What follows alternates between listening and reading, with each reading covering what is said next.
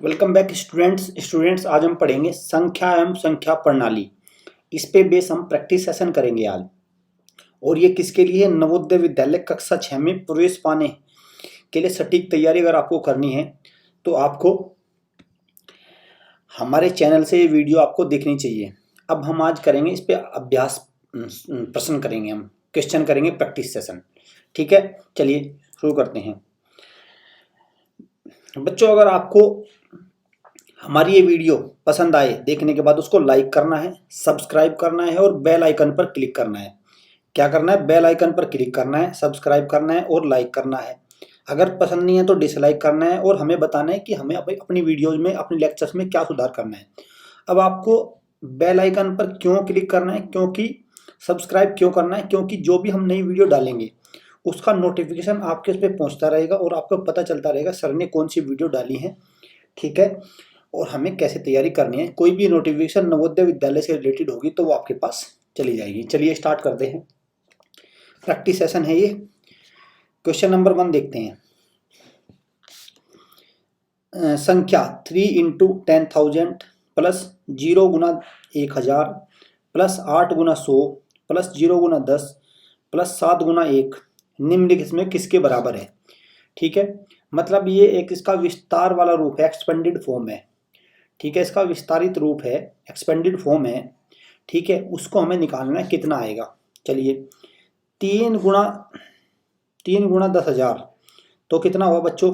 3 गुना 10,000 हुआ 30,000 प्लस 0 गुना 1,000। 0 से किसी संख्या में गुणा की जाए तो क्या आता है? 0 आता है, तो मैं 0 लिख दूंगा।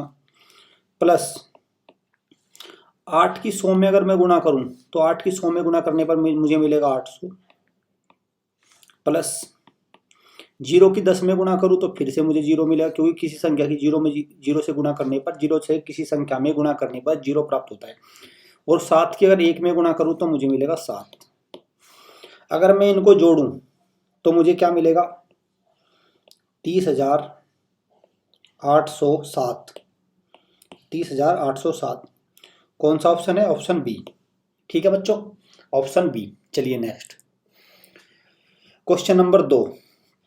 1 billion is equal to 1 billion निम्न में किसके बराबर होता है? 1 बिलियन किसके बराबर होता है? तो बच्चों 1 बिलियन बराबर होता है 1000 मिलियन। ठीक है, और 1 मिलियन बराबर होता है आपका 10 लाख।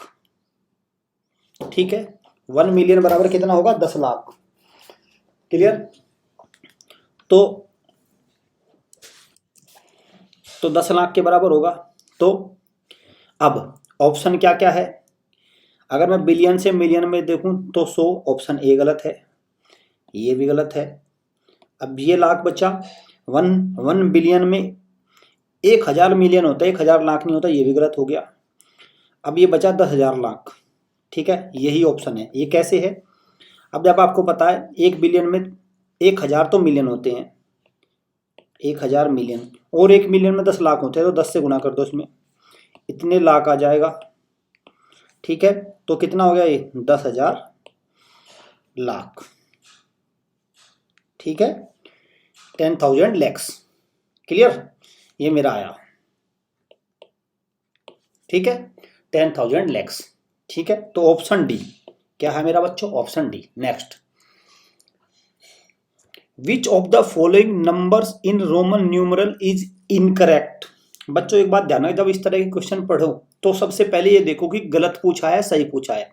इन्होंने पूछा है निम्न रोमन संख्याओं में से कौन सी संख्या गलत है, गलत पूछा है। ठीक है, इनकरेक्ट पूछा है। तो आपको एक क्वेश्चन बड़े ध्यान से पढ़ना है।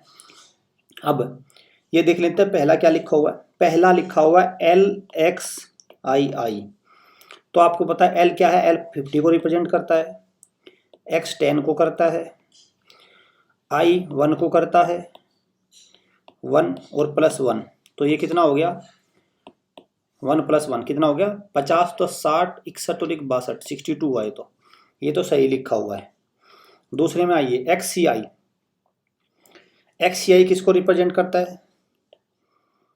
अगर मैं देखूं C 100 को करता है। क्लियर? ठीक है। अब I क्या करेगा? 1 को करेगा।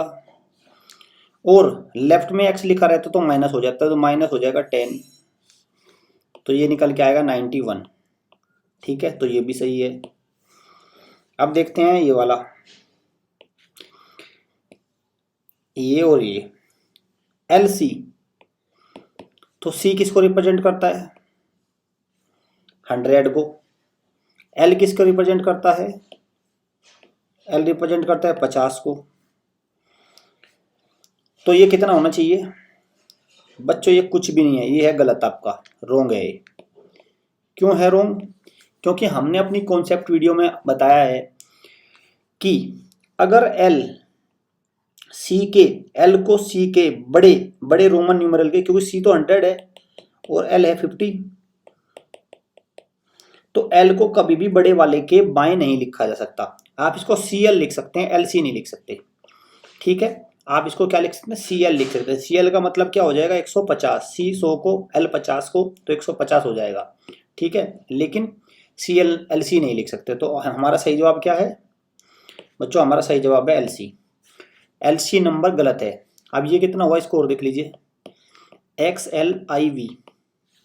ठीक है, X कितने को? 10, L 50। ठीक है, L क्या हो गया? 50।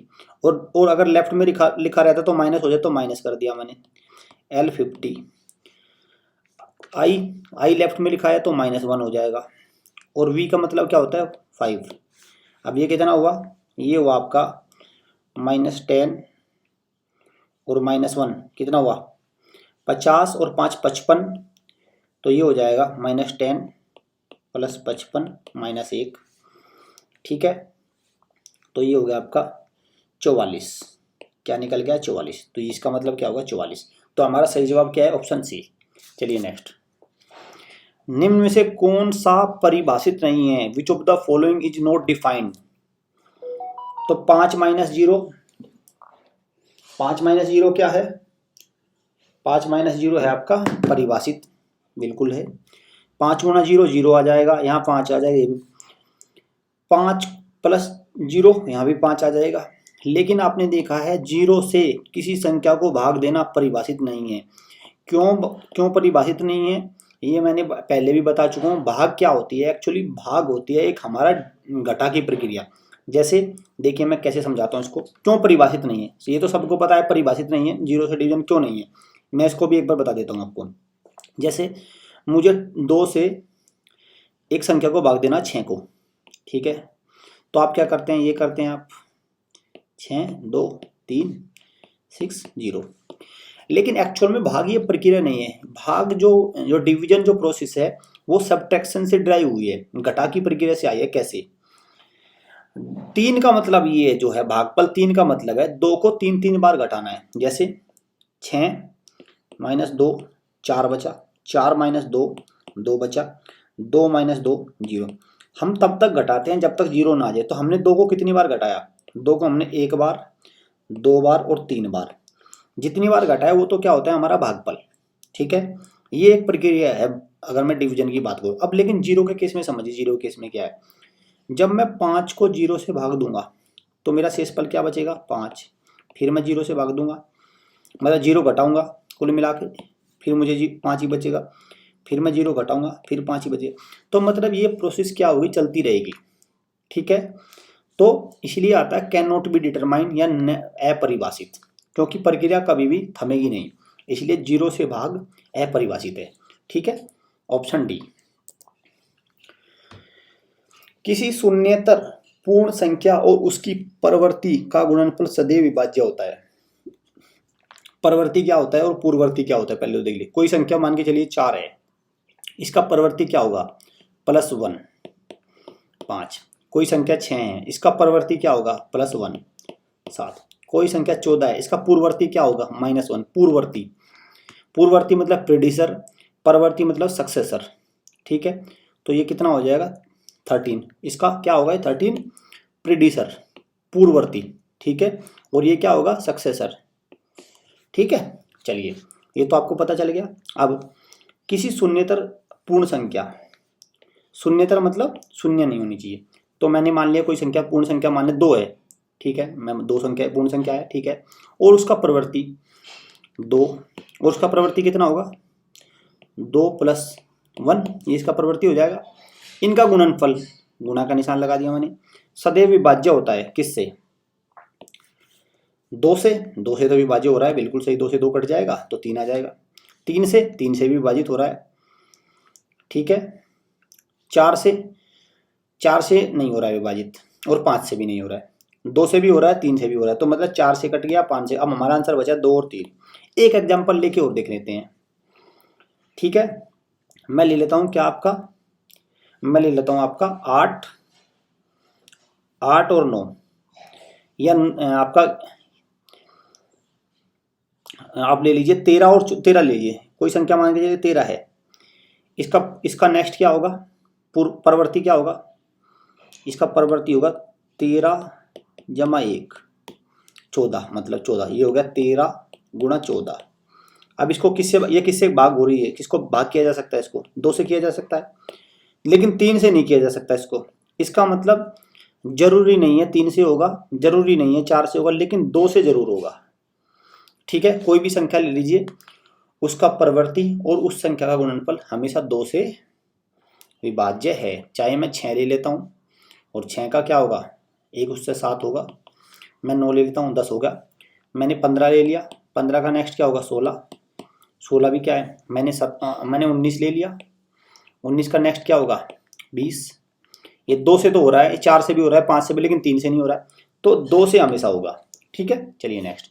और इस तरह के क्वेश्चन को ऐसे एग्जाम्पल मान के ही किया जाता है बच्चों, ये ध्यान रखना, आपको ऐसे एग्जाम्पल चूज करने हैं, उससे इनको वेरीफाई करना है, तभी इस तरह के क्वेश्चन को आप कर पाएंगे।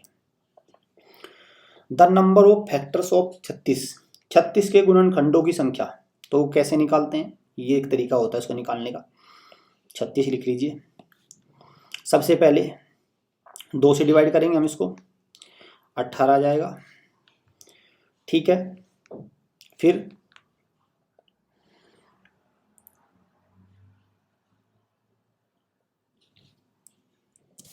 क्या करिए आप इसको 3 से देखिए, फिर 6 आ जाएगा, फिर इसको 3 से देख लीजिए, फिर 2 आ जाएगा, और फिर 2 से, ठीक है।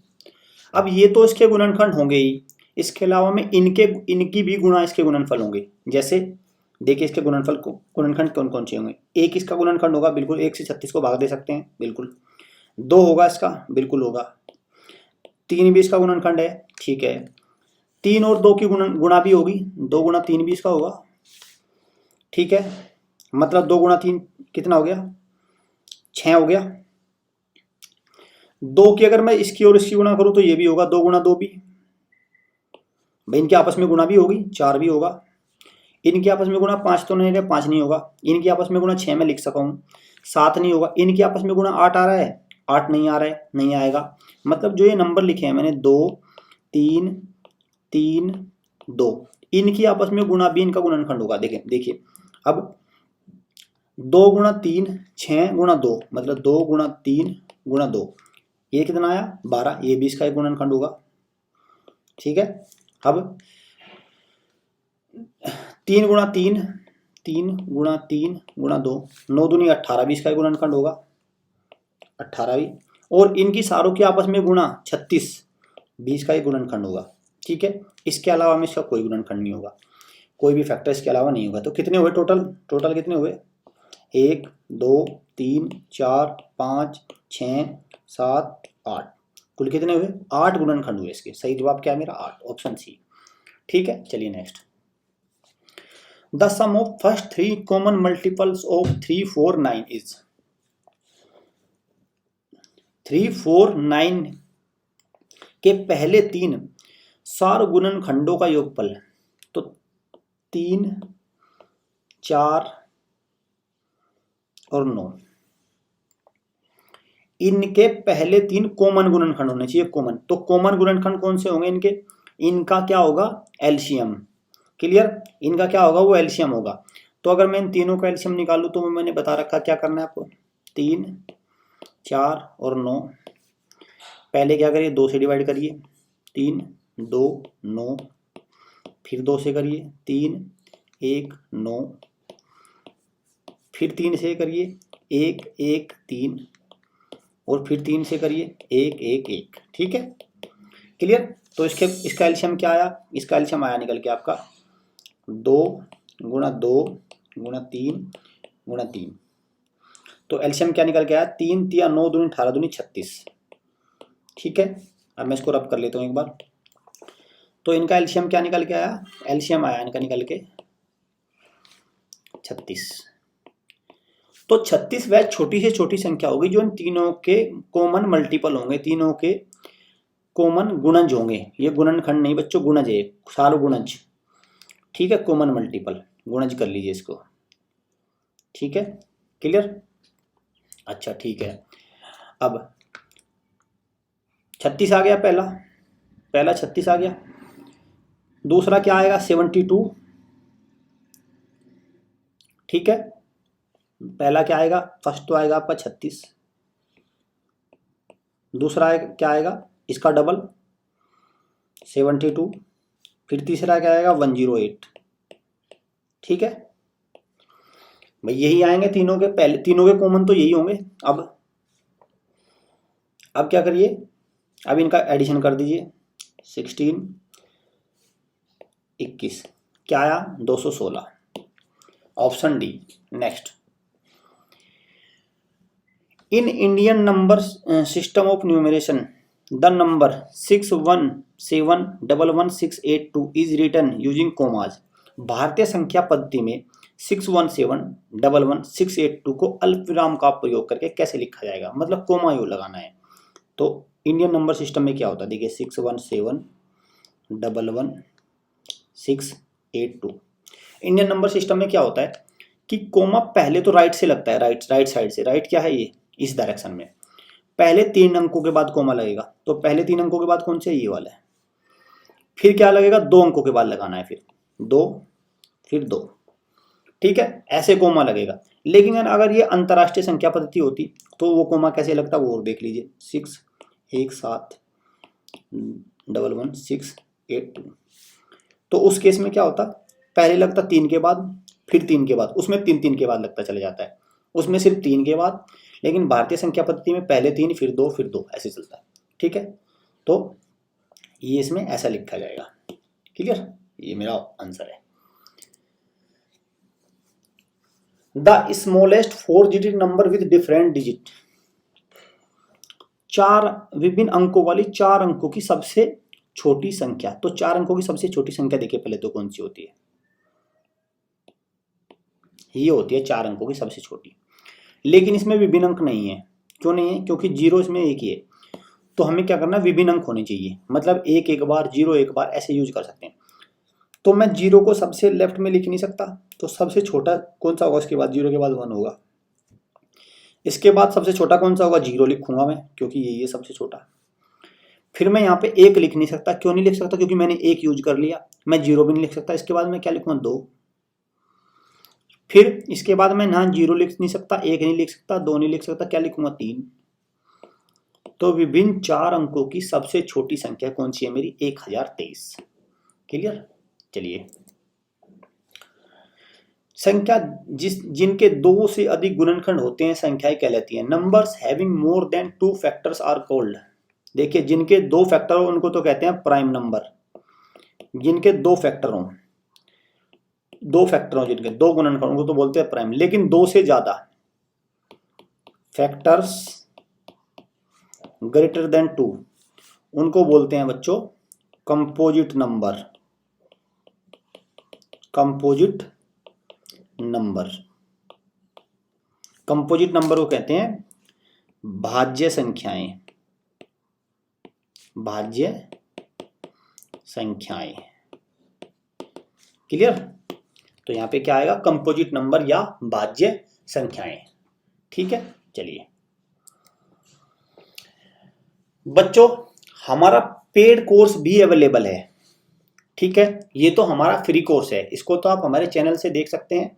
और आप अपनी जो स्टडी है, जो अपने कॉन्सेप्ट है, उनको मजबूत कर सकते हैं। लेकिन आपको अगर अपना सिलेक्शन 100% लेना है तो आप हमारे पेड वर्जन को भी एक बार ट्राई कर सकते हैं। इसमें फ्री वीडियोस भी पड़े हैं, वहाँ से देख सकते हैं डेमो वीडियोस, और फिर इसको देख सकते हैं। अब हमारे पेड वर्जन में क्या क्या अवेलेबल है? Concept videos for maths, mental ability और लैंग्वेज टेस्ट, क्योंकि 3 पोर्शन आते हैं इसमें जवाहर नवोदय विद्यालय में, तो तीनों की कॉन्सेप्ट वीडियो हमारी सारे हर टॉपिक की कॉन्सेप्ट वीडियो है। एक बात, 1000 प्रैक्टिस क्वेश्चन फॉर मैथ्स, गणित के 1000 प्रैक्टिस क्वेश्चन है। मुझे नहीं लगता इससे बाहर कोई क्वेश्चन आएंगे। सारे इसके अंदर 1000 क्वेश्चन तो बड़ी बड़ी किताबों में आपको नहीं मिलेंगे, किसी भी प्लेटफॉर्म पे 1000 क्वेश्चन के नहीं मिलेंगे। विद सॉल्यूशन, इनका सॉल्यूशन भी मिलेगा आपको, ठीक है। वीडियो लेक्चर के थ्रू इनका सॉल्यूशन मिलेगा।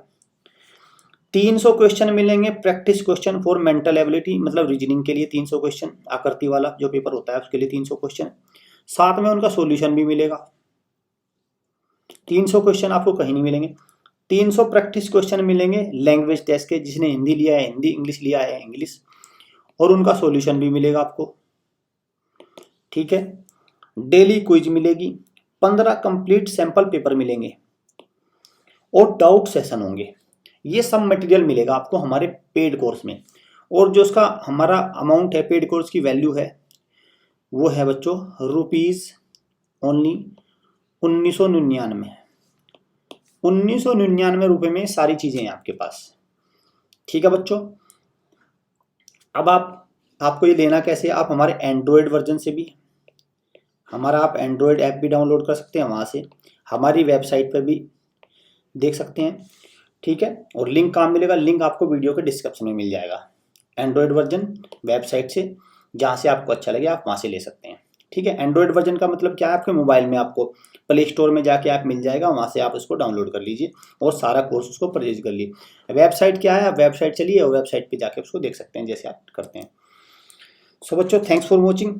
और आपको कोई भी इन्फॉर्मेशन, कोई भी डाउट हो तो इन नंबर पे आप कॉल करना है, इन नंबर पे व्हाट्सएप कर सकते हैं। व्हाट्सएप में लिखना है Navodaya course related, voice message भेज दीजिए, कॉल कर दीजिए, व्हाट्सएप कर दीजिए, सिर्फ आपको लिख दीजिए नवोदय कोर्स रिलेटेड, ठीक है। वॉइस SMS भेज दिए, कुछ भी आपको जवाब मिल जाएगा, ठीक है बच्चों। Thanks for watching, God bless you all.